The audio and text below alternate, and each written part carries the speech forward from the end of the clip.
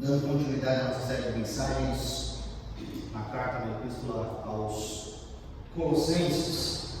O tema de hoje é façam morrer. Estive já bem falando sobre essa parte prática a partir do capítulo 3. Nos dois primeiros capítulos nós vimos as doutrinas que eles precisavam de fato repensar, realinhar, mudar os conceitos, como nós acabamos de cantar aqui essa música, refletindo o primeiro capítulo de Colossenses, coisas essenciais sobre quem Jesus era. Isso faz toda a diferença no que nós cremos. Isso vai mudar o que nós fazemos, como nós agimos.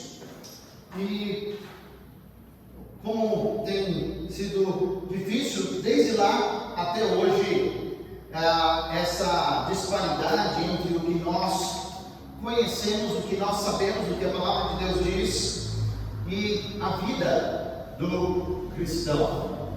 Vocês se lembram em Atos ali, primeira vez que os discípulos de Jesus foram chamados de cristãos, foram por causa das suas atitudes iguais a de Jesus Cristo. Então eles viam claramente, mas nós temos uma dificuldade ali em Colossenses, onde tinha essa diferença. Tito 1, versículo 16, ali na primeira parte, fala o seguinte: eles afirmam que conhecem a Deus, mas por seus atos o negam. Algo que não deveria acontecer, algo que muitas vezes a gente não entende, como da boca sai algo, mas a vida da pessoa não está ali vivendo aquilo. Todas as outras religiões, claro, falsas religiões que estavam no contexto de Colossenses, propunham algo extremamente ritualístico. Você tinha que ir ali num determinado lugar, fazer algumas determinadas coisas de um determinado jeito para você ter acesso àquela divindade. O resto da sua semana, o resto do seu dia, como estava o seu coração, não importava. Por quê? Fazendo aquelas coisas certinhas, diziam que você tinha acesso a Deus. De uma maneira bem clara, estavam falando que aquilo que a pessoa tinha como fé ou crença não tinha nada a ver com a sua vida diária, não tinha relação com o seu comportamento, com o seu tratar, com o seu falar, com o seu viver. Não, podia ser qualquer coisa. Quando Jesus Cristo, o Verbo encarnado, próprio Deus, pisa na terra e chama 12 homens ali para perto dele, pessoas completamente diferentes umas das outras, para conviverem com ele, aprenderem dele. Que diferença? Num café da manhã, no almoço, durante a tarde, trabalhando, pregando, tendo que responder perguntas difíceis, passando todo o dia, todo o tempo com ele. Cristianismo é isso. Cristianismo é ter uma vida ligada a Jesus. Então as nossas convicções, aquilo que nós cremos, isso é muito claro e é muito caro a nós, é uma coisa muito importante a nós. Tanto que temos declarações, temos questões de estudo daquilo que nós cremos. Ele tem que estar completamente ligado à minha vida, ao meu comportamento. Então, por isso eu peço a você que abra ali em Colossenses capítulo 3, nós vamos fazer a leitura do versículo 5 até o versículo de número 9. Colossenses 3, do 5 ao 9.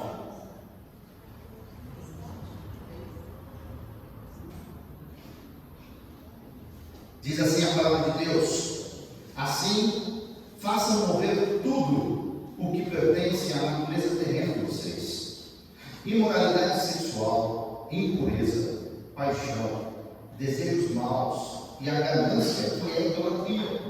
É por causa dessas coisas que vem a ira de Deus sobre os que vivem na desobediência, as quais vocês praticaram no passado, quando costumavam viver nelas.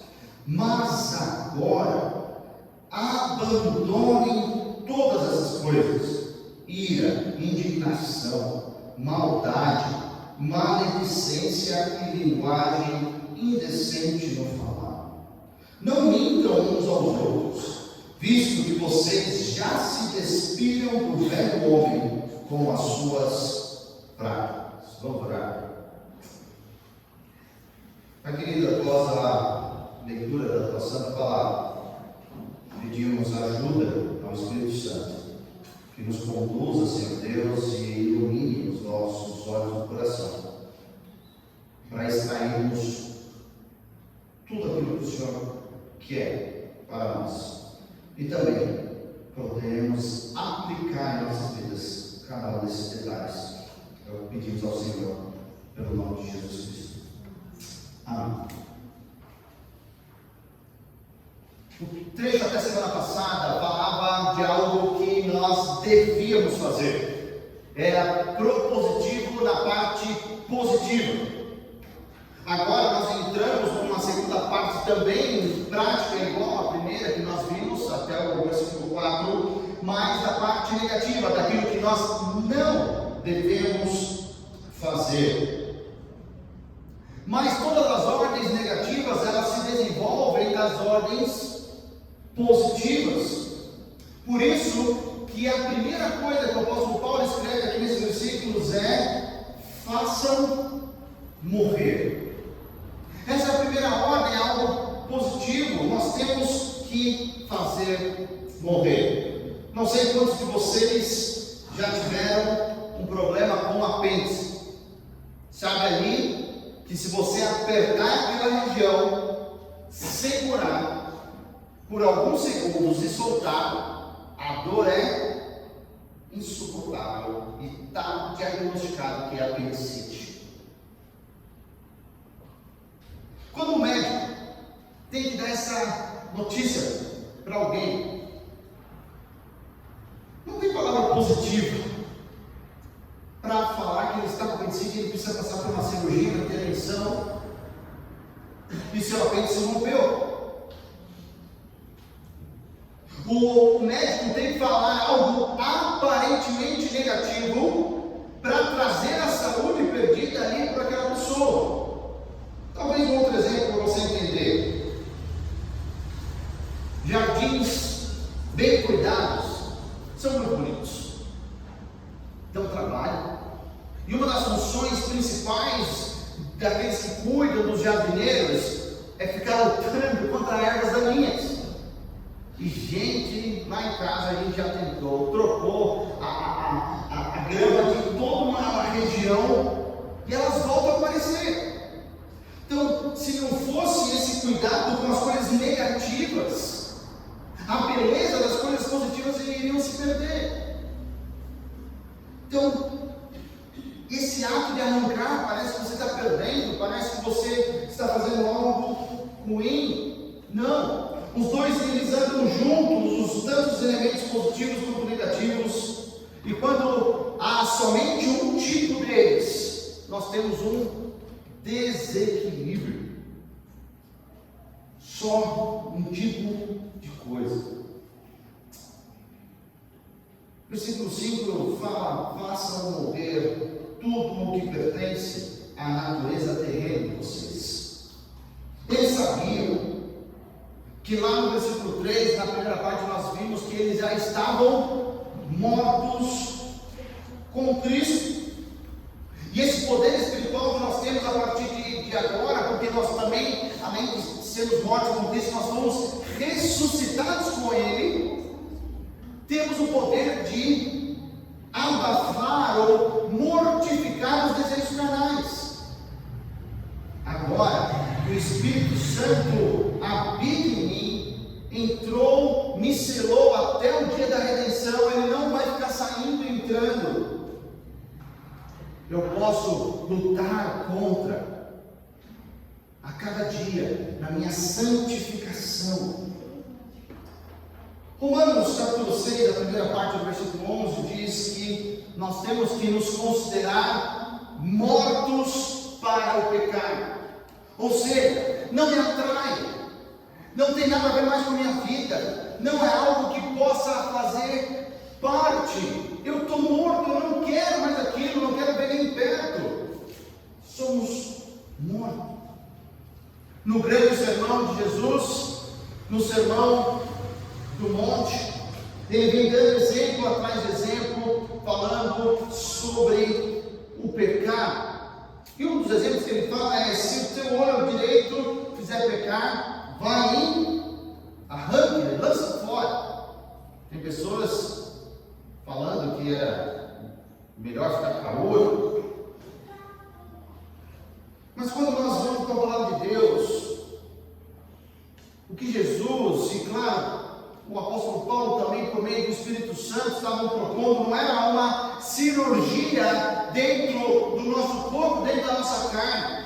Eles só querem levar o principal. Não é. O pecado não vem do olho, da mão, do pé, qualquer parte, mas vem do nosso interior, do nosso coração.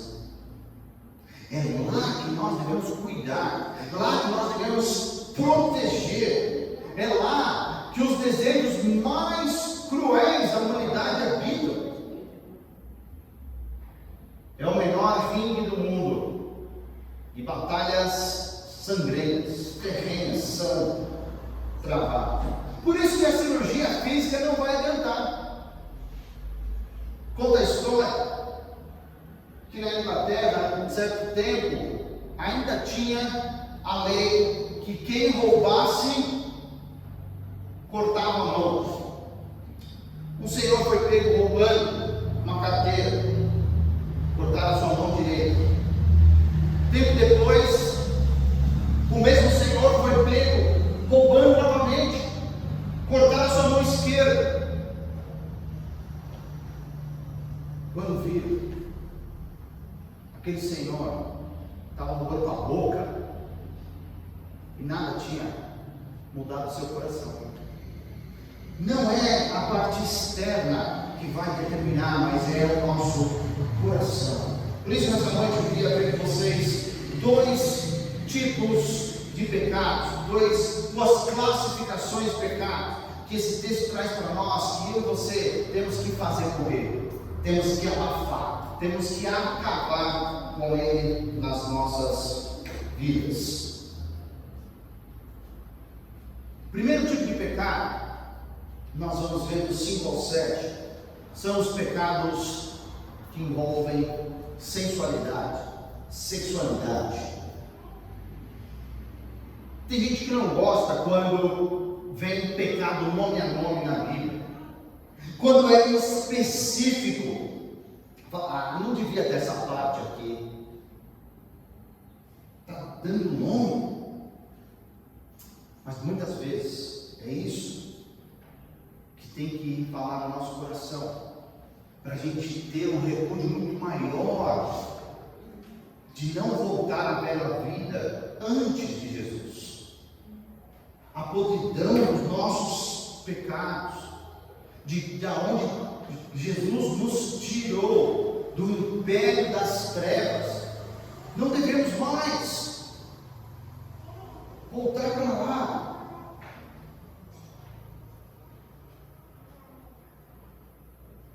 Esse trecho traz a ideia que por causa desse tipo de pecados, como em Romanos capítulo 1, foi o que aconteceu ali, e a ira de Deus recai sobre aqueles que decidiram adorar as criaturas e não ao Criador. As coisas criadas, mesmo que elas sejam ouro, pedra, madeira, essa decisão que as pessoas tiveram ali, o versículo 6 fala que é por causa dessas coisas que vem a ira de Deus, por causa desse tipo de decisão. Vamos ver então cada um desses tipos de pecados. Esse primeiro tipo de pecado, os pecados pecados sexuais.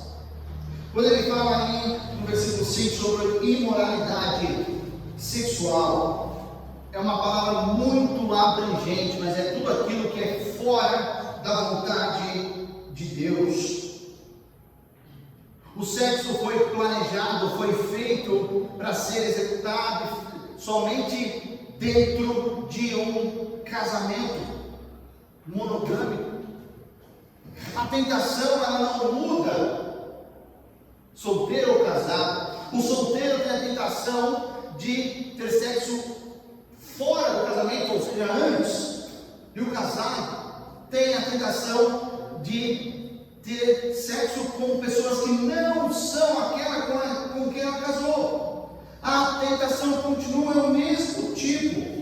Fora toda aquela lista antinatural, bestial, que nós temos no Antigo Testamento, onde é muito detalhista o que Deus pensa sobre sexualidade.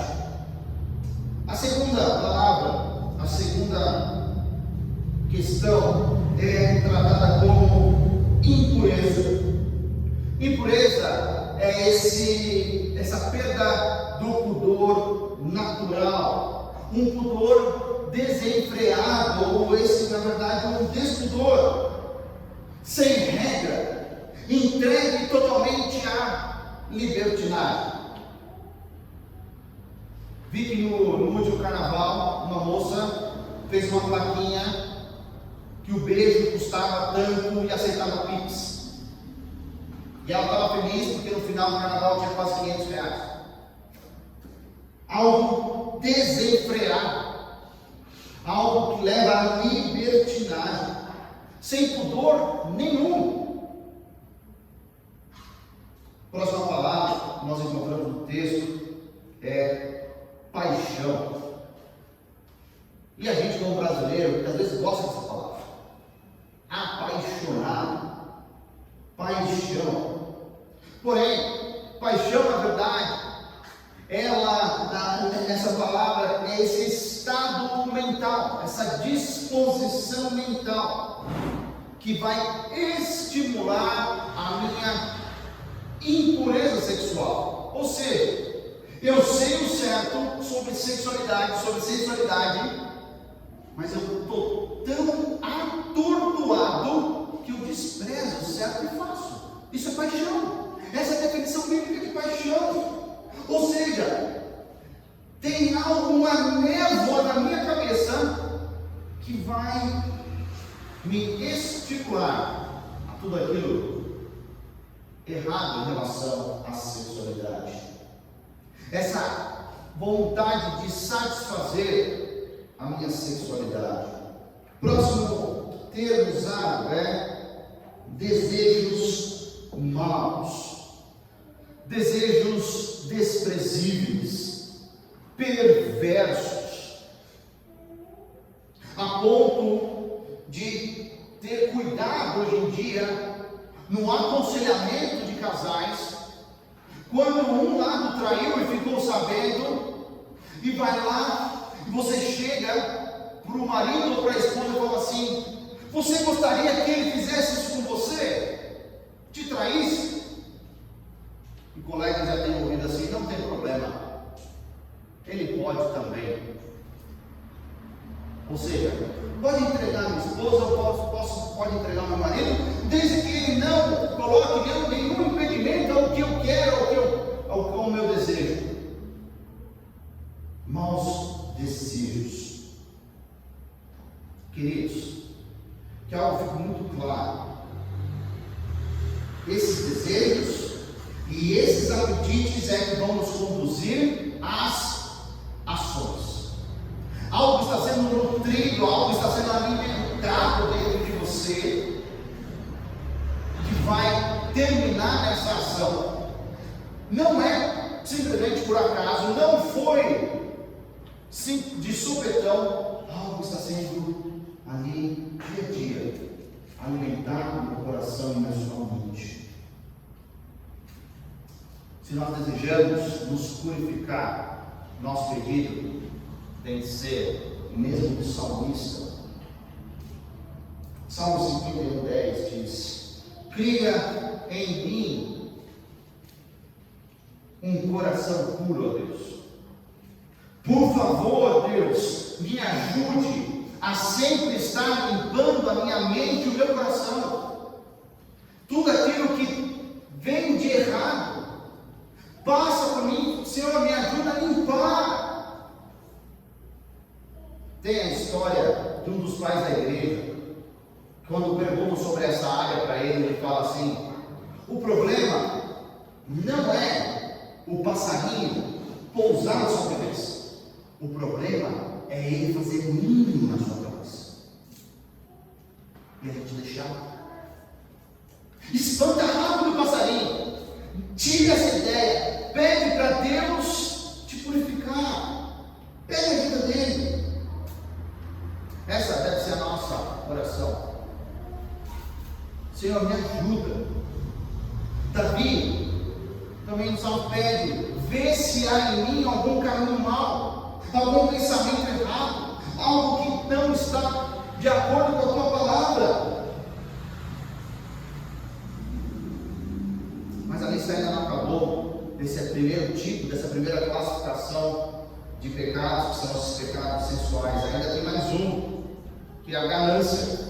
E parece uma nota de rodapé que está escrito na sequência, fala que ganância é idolatria. Ganância é esse desejo de sempre querer mais.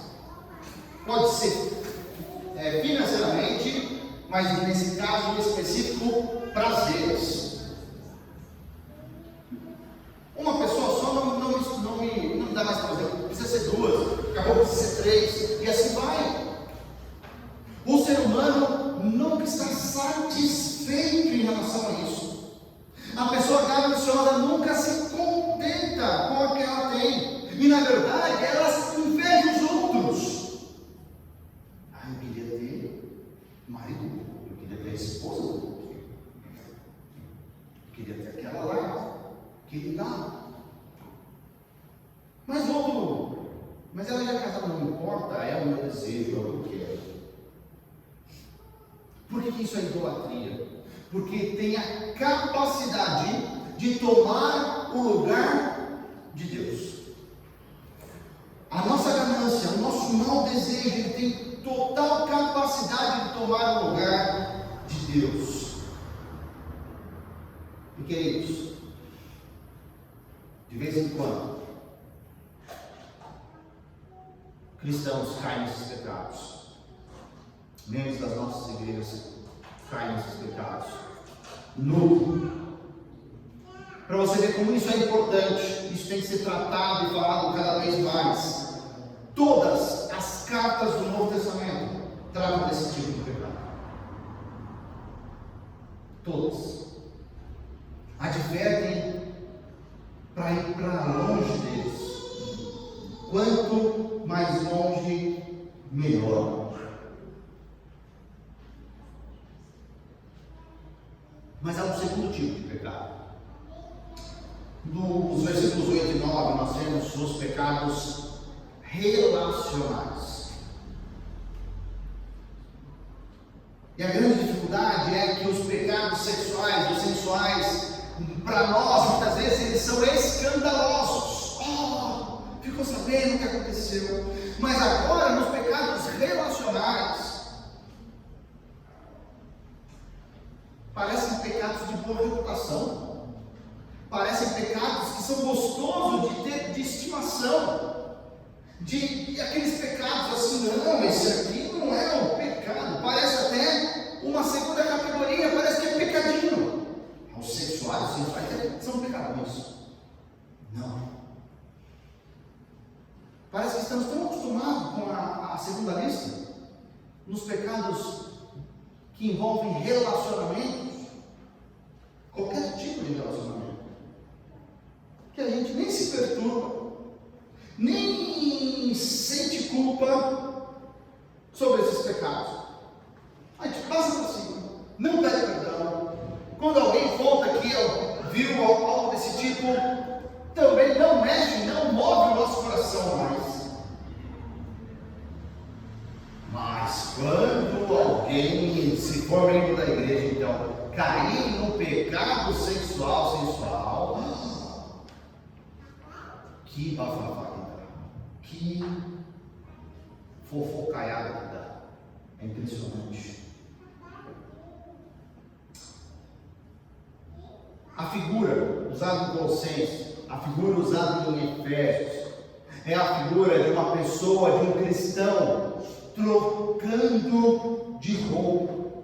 Nos versículos 9 e 10, temos ali, vocês já se despiram, então já se revestiram, porque agora nós temos uma nova vida em Cristo.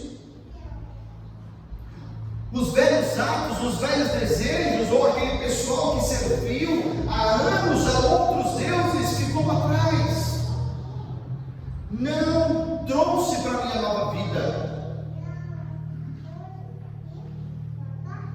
Nós temos que estar mortos para essa velha natureza.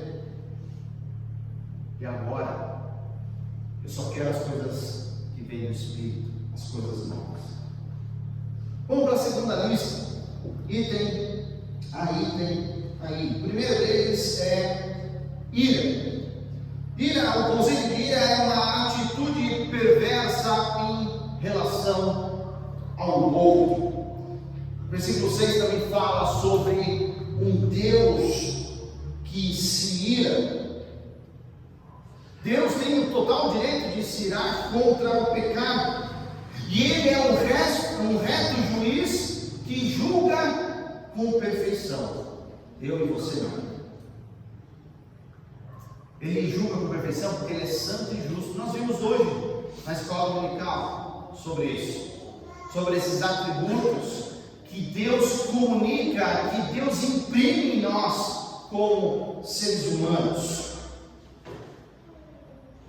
Mas eu e você devemos ter ira contra o nosso pecado, ira santa de quando a gente erra, nunca mais querer errar daquela maneira. Mas não é o que eu vejo por aí. Segunda palavra é indignação. Indignação refere-se a explosões de raiva. Está vendo que esses pecados são abrandados por nós? Terceiro, maldade. Maldade é uma disposição maligna contra uma outra pessoa. Sabe o que isso quer dizer? Quem age com maldade, ele pensa mais ou menos assim: eu vou ficar triste se a pessoa tiver sucesso, e eu vou ficar muito feliz se a outra pessoa tiver dificuldade. Isso é maldade. No jogo hoje à tarde ali, estava vendo, a torcida ficou feliz quando o seu próprio jogador se machucou. Maldade. Isso está no meu e no seu coração. A gente vibra quando o outro se dá mal, e mesmo que o outro não conheça Deus.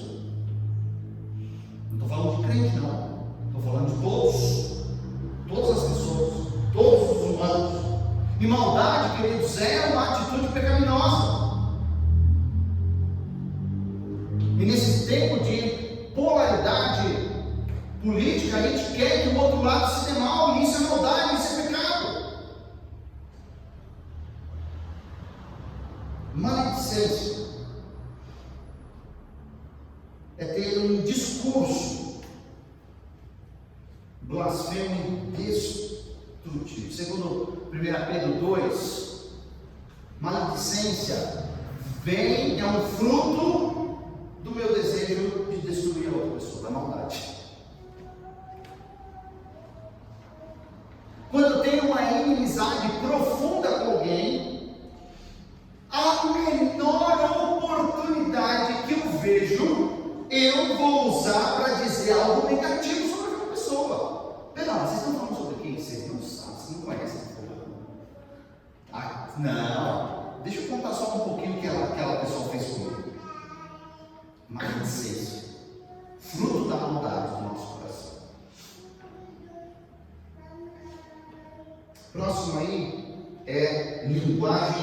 indecente. Linguagem indecente, palavra torpe, palavra fedida, palavra que não cheira bem, comunicação vulgar. Tem pessoas que se comunicam de uma maneira extremamente vulgar, chamam o seu amigo do coração por palavrão, e na hora de fazer humor, é só humor de baixo calão. E muitas vezes estou falando de cristão. Não sei porquê, mas a sociedade tenta imprimir em nós que ter uma linguagem indecente é algo másculo, é algo que mostra virilidade, algo moderno. Nossa, você é antiquado, você não fala nada inapropriado, você é antiquado. Humor vulgar, onde são desvalorizadas pessoas, raças ou qualquer outra coisa, parece que para nós não faz mais diferença, não atinge mais o nosso coração. No capítulo 4, o apóstolo Paulo vai dar a solução para isso. O seu falar seja sempre agradável e temperado com sal. Sal tem várias características, mas cremos que é algo que o apóstolo Paulo, por meio do Espírito Santo, está querendo aqui fazer menção. É a característica de purificar, de manter, de preservar.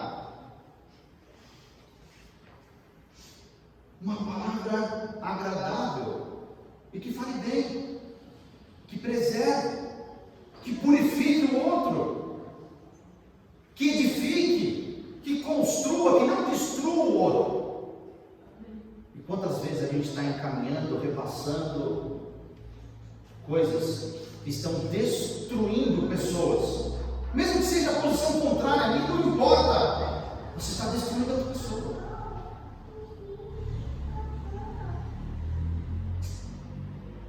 Por fim, mas não menos importante, o último pecado social citado é a mentira.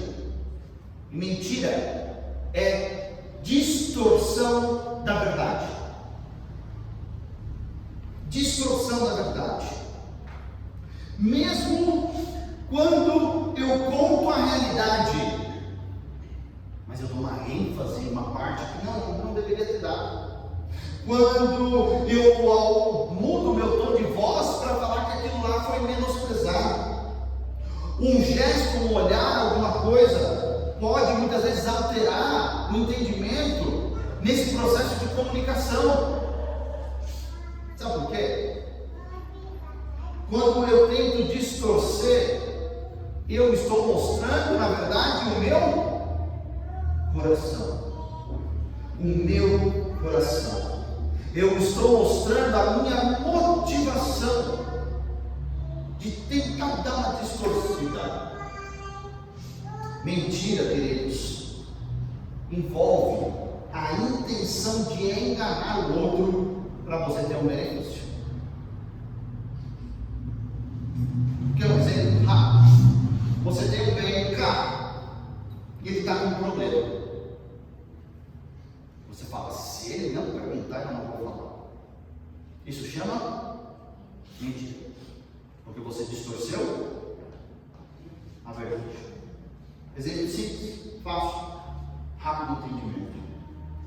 Talvez você conheça o provérbio que uma meia verdade é uma mentira.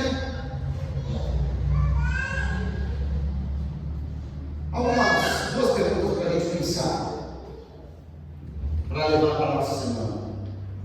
Qual foi a última vez que você pediu para Deus criar em você um coração puro?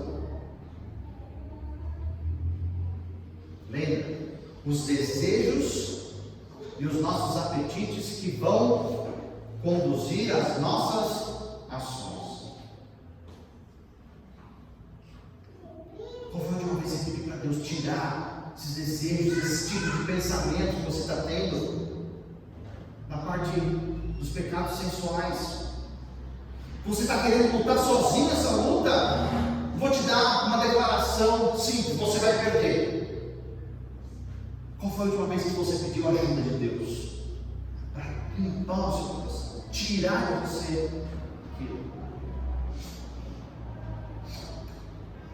Segunda pergunta: eu me comunico sempre de maneira agradável? E eu quero estender essa aplicação aqui para todos nós, não somente no falar, no escrever e também no digitar.